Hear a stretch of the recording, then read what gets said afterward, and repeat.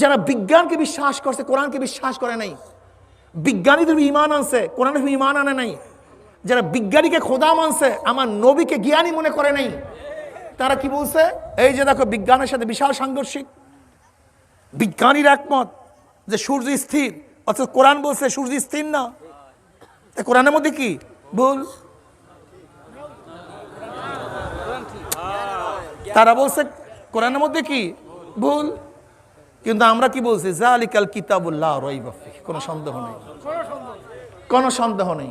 200 বছর পর্যন্ত, 200 বছর পর্যন্ত বিজ্ঞানীরা যে থিওরির উপরে, থিমের উপরে স্থির ছিল, হাজারো কমজোরওয়ালা মোমেন বেঈমান হয়ে গেছে। লেকিন আমরা যে ঈমানওয়ালা, আমরা বলছি তোদের মাথা ঘোরে, কিন্তু কোরআন কোনোদিন ঘুরতে পারে না। তোদের কথার মধ্যে ভুল হতে পারে, কিন্তু কোরআনের মধ্যে ভুল থাকতে পারে না। আজকে 200 বছর পর প্রমাণিত হয়েছে, বিজ্ঞানীরা বলে সূর্য ঘোরে। ডারউইন কি বলছে? দি অরিজিন অফ ম্যান, মানুষের আদি উৎস কি? ডারউইনের থিম কি? ডারউইনের থিম কি? মানুষ মানুষ থেকে না, মানুষ জানোয়ারের থেকে। মানুষ মানুষ থেকে না, মানুষ জানোয়ারের থেকে। আর আমরা বলছি মানুষ মানুষ থেকে, মানুষ জানোয়ারের থেকে না। ছোট্ট একটা কথা, ছোট্ট, একেবারে ছোট্ট একটা কথা। আমরা বলছি মানুষের উৎস আল্লাহ পাক আদমকে সৃষ্টি করেছেন, হাওয়া আলাইহিস সালাতু ওয়াস সালামকে সৃষ্টি করেছেন, সেখান থেকে মানুষ। আর ডারউইনের থিম কি? সূর্যের এক খণ্ডের থেকে পানির সৃষ্টি, পানির ঢেউয়ের মধ্যে ফেনার সৃষ্টি, ফেনার মধ্যে পোকার সৃষ্টি, পোকার থেকে ব্যাঙের সৃষ্টি, ব্যাঙের থেকে বানরের সৃষ্টি, বানর লাফাইতে লাফাইতে ল্যাস পড়িয়া পশম উঠিয়া মানুষ হয়ে গেছে, যাকে বলে বিবর্তনবাদের থিওরি। কিসের থিওরি ভাই? আপনারা আশ্চর্য হয়ে গেছেন নাকি? বর্তমান কিন্তু আমাদের এই নবম ক্লাসে সমাজ বিজ্ঞান এই থিওরি দেওয়া আছে, বর্তমানে, প্রেজেন্ট, বর্তমানে। আপনি ভাবছেন হুজুর কি অলিক কথা বলতেছেন? অলিক কথা না। আমাদের দেশের সমাজ বিজ্ঞানে আগে ছিল মাস্টার্সে, এখন সেইটা নিয়ে আসছে সমাজ বিজ্ঞানে। কি ভাবতেছেন? এই যে ছোট ছোট বাচ্চাগুলি, মেয়র সাহেব ভালো মতো শুনেন, উপজেলার চেয়ারম্যান সাহেব ভালো মতো শুনেন, যে আমাদেরকে বেঈমান বানাবার কৌশলটা কি, কি চক্রান্ত চলতেছে আন্তর্জাতিকভাবে। ছোট ছোট বাচ্চা, ওর মাথার মধ্যে 8, 9-এ যখন ঢুকবে যে মানুষের আদি উৎস বানর, মানুষ মানুষ থেকে না, আদমকে আল্লাহ সৃষ্টি করে নাই। অথচ সমস্ত মানুষ আমরা জানি আমাদের আদি বাবাকে আদম, তাকে সৃষ্টি করেছে কে? কিন্তু তাকে যদি যুক্তির মাধ্যমে এই কথা বুঝাবার চেষ্টা করবে যে মানুষ মানুষ থেকে না, মানুষের অরিজিন, মূল, সেটা কি? বানর বা পোকা, একই জিনিস থেকে সব কিছুর সৃষ্টি। যদি এইটা একবার মাথার মধ্যে ঢুকে, যখনই আমি কোরআনের কথা বলবো দেখবেন মিটুর মিটুর হাসবে। কেন? মোল্লার মাথা খারাপ হয়ে গেছে। আমরা পড়ে আসছি, বিজ্ঞানীরা বলে, সমস্ত বিজ্ঞানীরা বলে যে মানুষের আদি উৎস হলো বানর। আর এই মৌলবীরা কি বলে দেখছো? এগুলো বুঝে কিছু? এগুলোর বিজ্ঞানের কোনো জ্ঞান আছে নাকি? দেখবেন মিটুর মিটুর হাসবে। আব্বাজান রহমাতুল্লাহ আলাইহির কাছে এক ব্যক্তি নালিশ দেয়, বলে হুজুর আমার সন্তানটা তাকে নামাজ পড়তো, এখন আর নামাজ তো পড়ে না। তাহলে ঘটনা কি? তোমার ছেলে পড়ে কোথায়? তাহলে ইউনিভার্সিটিতে। বলে কোন ক্লাসে পড়ে? বলে হুজুর তা তো জানি না, তবে হুজুর আগে তো ছেলেটা বসিয়া প্রস্রাব করতো, এখন দাঁড়াইয়া প্রস্রাব করে। এখন কোন ক্লাসে দাঁড়াইয়া প্রস্রাব করে সেই ক্লাসে আমার ছেলে পড়ে। কারণটা কি বলছেন? হাসিয়ান না, কারণটা কি? ও কি মনে করে? ও লিবারেল ডেমোক্রেসি, লিবারেল ডেমোক্রেসি। মন্টেস্কোর থিওরিটা কি? মানুষের স্বাধীনতা, মানুষের মন্টেস্কোর থিওরি, মানুষের স্বাধীনতা, মানুষ যা মনে চায় সেইটা করবে। আবার কিসের কানুন? মানুষ যদি মনে করে সমকামী আইন পাশ করতে হবে, করবে। মানুষ যদি মনে করে লিভ টুগেদার করবে, করবে। গিফট টুগেদার করবে, করবে। মানুষ যদি মনে করে কুকুর ছাগলের মতো চলবে, চলবে। আজকে আপনি দেখছেন হায়দ্রাবাদের রায় হয়েছে সুপ্রিম কোর্ট। আজকে দেখেন আপনি পত্রিকা আসছে, ভারতের কোর্টের মধ্যে রায় আসছে, কোনো মেয়ে এবং ছেলে যদি সম্মতিতে থাকে এটা অবৈধ বলতে কিছু নেই। আমাদের দেশে পুলিশ কমিশনার, ঢাকার মেট্রো পুলিশের পুলিশ কমিশনার কি বলেছে? আমাদের কি করণীয়? কোনো যদি সম্মতিতে কেউ থাকে 100 টাকা জরিমানা করতে পারি, নাকি ভুল বলছি? নাকি ভুল বলছি? সব মুসলমান, মেয়র সাহেব মুসলমান, উপজেলার চেয়ারম্যান সাহেব মুসলমান, টিউনো মুসলমান, জজ মুসলমান, সব মুসলমান, অথচ এইটাকে কোনো গুণেই মনে করি না। কেন করি না? ওই মন্টেস্কো থিওরি, লিবারেল ডেমোক্রেসি, মানুষের স্বাধীনতা, মানুষের মনে যা চাইবে সেই দেশে করতে পারবে, সমস্যা কি? বুঝেন না আপনারা? কানা পাবলিক। ইসলাম সম্পর্কে অধিকাংশ মানুষের কিচ্ছু জানা নাই। এরা আমার নবীকে বুদ্ধদেবের মতো একজন মহামানব মনে করে। আমার নবীর পরিচয় অনেকের কাছেই নেই, বিশ্বাস হয় না মিয়া। বুদ্ধদেব ধর্মের প্রধান, রাষ্ট্রের প্রধান না। গুরু নানক ধর্মের প্রধান, রাষ্ট্রের প্রধান না। রাম লক্ষ্মী ধর্মের প্রধান, রাষ্ট্রের প্রধান না। জনাবে মুহাম্মদ রাসূলুল্লাহ সাল্লাল্লাহু আলাইহি ওয়াসাল্লাম ধর্মের প্রধান, রাষ্ট্রের প্রধান। জ্ঞান নাই। এর জন্য দেখবেন অধিকাংশ মুসলমানের গোষ্ঠী যদি কোনো কথাবার্তা রাষ্ট্রের সম্পর্কে বলি, হুজুর আপনার কাম নামাজের কথা বলা, আপনার কাজ রোজার কথা বলা, আপনার কাজ দাড়ির কথা বলা, জিকির আজকারের কথা বলেন, রাষ্ট্র নিয়ে আপনারা চিন্তা করবেন কেন? এটা আমাদের কাজ। এটা সক্রেটিসের যারা সাগরেদ আছে তাদের কাজ, এটা প্লেটোর যারা সাগরেদ আছে তাদের কাজ, এটা অ্যারিস্টটলের যারা সাগরেদ আছে তাদের কাজ, এটা লকের যারা সাগরেদ আছে তাদের কাজ, এটা মন্টেস্কের যারা সাগরেদ আছে তাদের কাজ। কিন্তু আপনাকে মনে রাখতে হবে জনাবে মুহাম্মদ রাসূলুল্লাহ সাল্লাল্লাহু আলাইহি ওয়াসাল্লাম যেরকম ধর্মের প্রধান, রাষ্ট্রের প্রধান। নাকি ভুল বললাম? হ্যাঁ, সব চিন্তা তোমাকে আমাকে করতে হবে। জালিকাল কিতাবুল লা রাইবা ফি। যে যতই চিন্তা করো, কোরআন বাদ দিয়া শান্তি দেওয়ার যত চেষ্টা করো না কেন, প্রশ্নই আসে না। আজকে ভারত যে ধর্মনিরপেক্ষ রাষ্ট্র দাবি করে সবচেয়ে বেশি, কিন্তু সেখানে মুসলমানের অবস্থা কি? অথচ বাংলাদেশে যারা মুসলমান, ইসলাম পালন করে, নামধারী মুসলমান না, বাংলাদেশে যারা মুসলমান ইসলাম পালন করে, তারা কোনোদিন সংখ্যালঘু, চাই হিন্দু হোক, খ্রিস্টান হোক, বৌদ্ধ হোক, তাদের মন্দিরের উপরে, ব্যক্তির উপরে আক্রমণ করতে পারে না। সম্ভব না। আমার নবী কি শিক্ষা দিয়েছেন? জনাব মুহাম্মদ রাসূলুল্লাহ সাল্লাল্লাহু আলাইহি ওয়াসাল্লাম বলেছেন, যদি কেউ সংখ্যালঘুদের উপরে আক্রমণ করো, জুলুম করো, কিয়ামতের মাঠে তার পক্ষে আমি আল্লাহর কাছে বিচার দায়ের করব। এটা আমাদের শিক্ষা। তুমি ইসলাম সম্পর্কে জানো না? ওমর ইবনে খাত্তাব রাদিয়াল্লাহু তাআলা কি বলেছেন? তার জমানায় কোন এক মন্দিরের এক মূর্তির নাক ভেঙে ফেলা হয়েছিল। অনেক খোঁজাখুঁজি করছে, তাকে নালিশ দিয়েছে, কিন্তু ওমর ইবনে খাত্তাব রাদিয়াল্লাহু তাআলা পান নাই সেই আসামিকে, খুঁজিয়ে পান নাই। এরপর ওমর ইবনে খাত্তাব রাদিয়াল্লাহু তাআলা বাড়ি থেকে ডাকছে, অনেক খোঁজাখুঁজি করছি কিন্তু পাইলাম তো না, কি করব? একটা কাজ করো, যেহেতু আমি খলিফাতুল মুমিনিন, আমি রাষ্ট্রের প্রধান, আসামিকে পাচ্ছি না, এবার মূর্তির পরিবর্তে আমার নাক কেটে দাও, আমার নাক ভেঙে দাও। ইসলাম চিনো? জনাবে মুহাম্মদ রাসূলুল্লাহ সাল্লাল্লাহু আলাইহি ওয়াসাল্লাম মুসলমানদের রক্তের যেই মূল্য দিয়েছে, বেঈমানের রক্তের একই মূল্য দিয়েছে।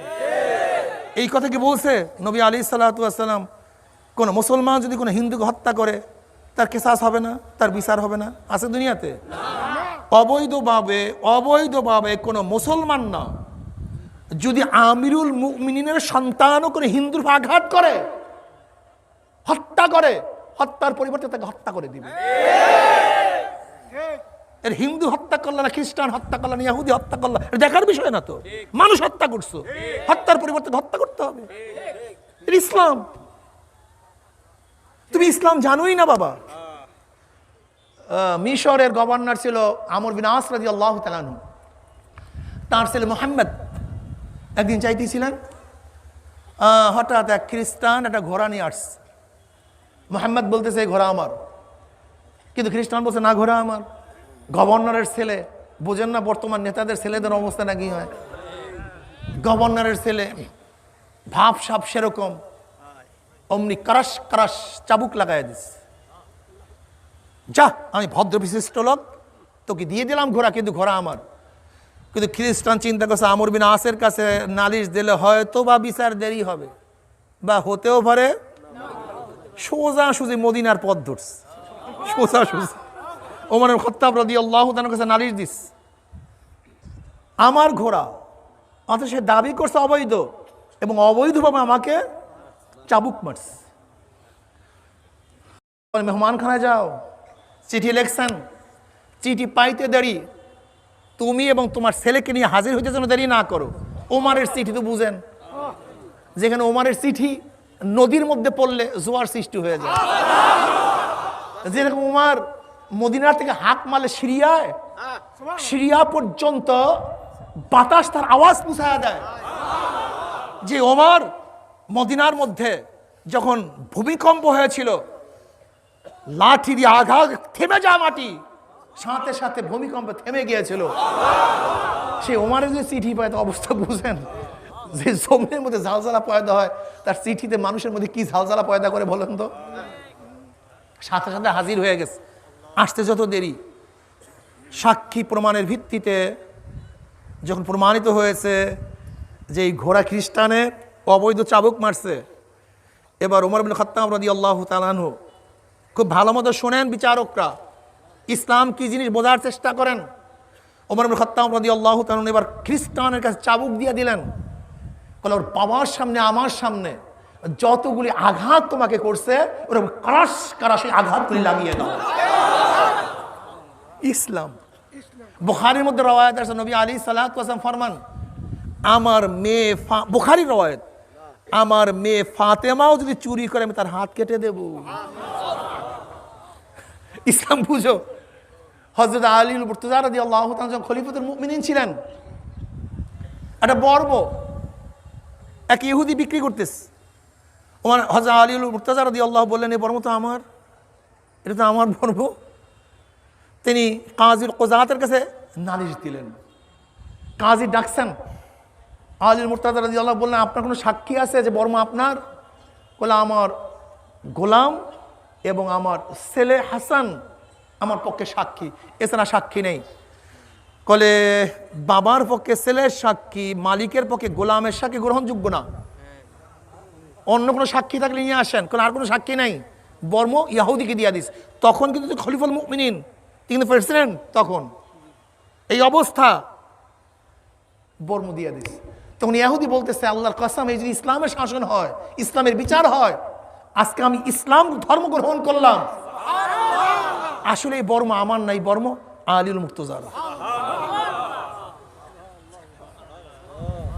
আজকে মুসলমান ইসলাম জানে না, সমস্যাই সব পাশ্চাত্য শিক্ষা শিক্ষিত হয়ে ইসলামের কথা ভুলিয়েই গেছে। আজকে প্রশ্ন করেন, গোটা দুনিয়ার মধ্যে প্রথম লিখিত সংবিধান গোটা দুনিয়ার মধ্যে কে পেশ করছে? প্রশ্ন করেন তাদের কাছে, গোটা দুনিয়ার মধ্যে লিখিত সংবিধান কেউ পেশ করতে পারে নাই। গোটা দুনিয়ার মধ্যে সংসদ কিভাবে চলবে, এই লিখিত সংবিধান পেশ করছে তোমার আমার নবী জনাবে মুহাম্মদ রাসূলুল্লাহ সাল্লাল্লাহু আলাইহি ওয়াসাল্লাম। জানি না মুসলমান, তুমি দেখো মদিনা সনদের অবস্থা কি, তুমি দেখো বিদায় হজের ভাষণটা কি। নবী বলেছেন, আজকে থেকে গোলাম এবং মালিক সমান, এই ঘোষণা দুনিয়ার কেউ করতে পারে নাই। নবী আলাইহিস সালাতু ওয়াস সালাম বলেছেন, গোলামও যেই পোশাক পরবে মালিক একই পোশাক পরবে, মালিক যে খানা খাবে গোলাম সেই খানা খাবে, গোলাম যেই দস্তারখানে বসবে মালিক সেই দস্তারখানে বসবে। গোলামের যে ইজ্জত, মালিকের একই ইজ্জত। ওমর ইবনে খাত্তাব রাদিয়াল্লাহু তাআলার জামানায় যখন সিরিয়া দখল হয়ে গেছিল, বাইতুল মুকাদ্দাসের পাদ্রীরা বলছে, আমাদের কিতাবের মধ্যে লেখা আছে যে বাইতুল মুকাদ্দাসের এই তালা খুলবে খলিফাতুল মুমিনিন, কাজে তোমাদের কাছে আমি চাবি দেব না যতক্ষণ পর্যন্ত তোমার খলিফা না আসবে। বড় ইতিহাস দেখো, মুসলমানদের ইতিহাস, স্মৃতি আবৃত করো। চরিত্র গঠন করো। ওমর ইবনে খাত্তাব রাদিয়াল্লাহু রওনা করলেন উটের উপরে, গোলাম রশি টানতেছে। হঠাৎ তিনি চিন্তা করলেন, আমিও মানুষ, আমার গোলাম মানুষ। মরুভূমির মধ্যে একা রশি টানবে, আমি আরাম করব, এটা হয় না, এটা হয় না। ওমর ইবনে খাত্তাব রাদিয়াল্লাহু বললেন, গোলাম এবার আমার পালা, তোর আরামের পালা, তুই উটের উপরে ওঠ, আমি রশি টানবো। পালা বদল করে রশি টানতেছিলেন। আল্লাহর কি কৃষ্মা, আল্লাহর কি কৃষ্মা। যখন বাইতুল মুকাদ্দাসের গেটের মধ্যে ঢুকবেন, সেই সময় ওমর ইবনে খাত্তাবের পালা। এবার গোলাম বলতেছে, যদিও পালা আপনার, কিন্তু আপনার পালা আমি বদল করলাম, এবার আপনি উপরে থাকেন, আমি নিচে থাকি। আপনি উপরে থাকেন, আমি নিচে থাকি। এটা সম্ভব কিভাবে? আপনাকে রিসিভ দেওয়ার জন্য হাজার হাজার মানুষ অপেক্ষায় আছে, খলিফাতুল মুমিনিন আসবে, আর আপনি রশি টানবেন, আমি উপরে থাকবো, এটা সম্ভব কিভাবে?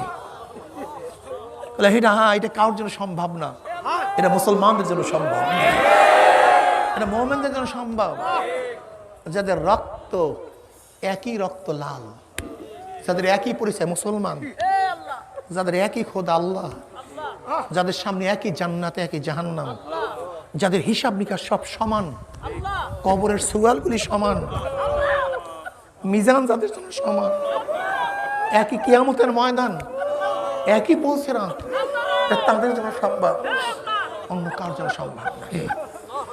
যখন ঢুকতেছিলেন সবাই ভাবছেন যে উপরে আছে সে তো আমির, আর যে রশি টানছে সে গোলাম। সবাই গোলামকে তাবু শ্রদ্ধা সম্মান দেখাইতেছিলেন। সেখানে গভর্নর বলতেছে, তোমাদের ধারণা ভুল, যে উপরে সে হলো গোলাম, আর যে রশি টানে সে হলো আমির।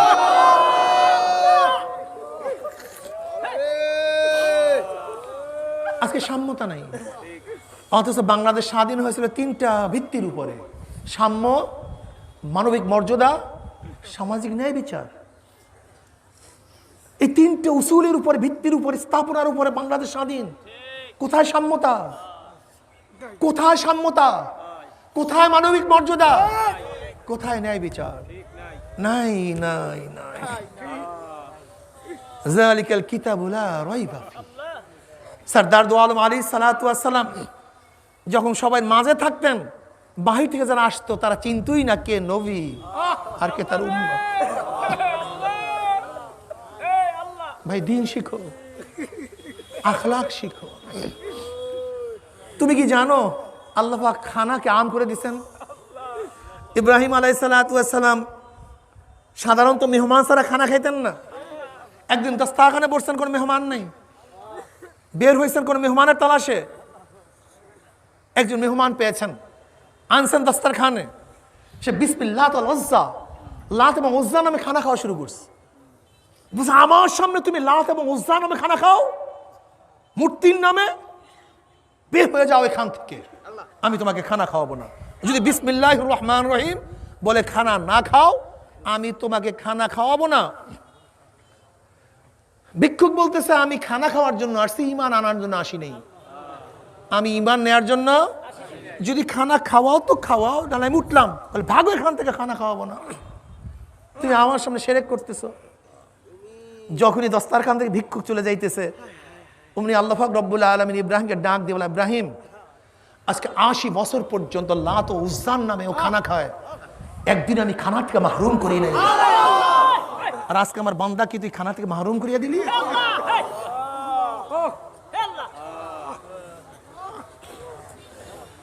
ইব্রাহিম আলাইহিস সালাতু ওয়াস সালাম দৌড়াইলেন, তাকে ধরলেন, বললেন ভাই তোমার যা ইচ্ছা তাই বলে খানা খাও, আমার দস্তারখান থেকে তুমি উঠিয়া যাইও না। আল্লাহ বৃষ্টিকে আম করে দিয়েছেন। হিন্দুর বাড়িতে বৃষ্টি, খ্রিস্টান বাড়িতে বৃষ্টি, ইহুদির বাড়িতে একই বৃষ্টি, নাস্তিকের উঠানের মধ্যে একই বৃষ্টি। আল্লাহ বৃষ্টিকে আম করে দিয়েছেন, নদীকে আম করে দিয়েছেন। বেঈমান হোক নাস্তিক হোক, সবার জন্য সমান পানি, সমান শস্য, সমান বাতাস, সমান দুনিয়া। আল্লাহ পাক রব্বুল আলামিন সব কিছুকে আম করে দিয়েছেন। কাজে দুনিয়ার ব্যাপারে আমাদেরকে বুঝতে হবে, এই দুনিয়াতে নবী আলাইহিস সালাতু ওয়াস সালাম শান্তির জন্য তিনি শুধু মানুষের জন্য শান্তি নয়, তিনি মাখলুকাতের জন্য শান্তি। তিনি কি বলেছেন? কি বলেছেন? একটা জানোয়ারকে, উটকে, গরুকে ভোতা ছুরি দিয়ে জবে দিও না, সে কষ্ট পায়।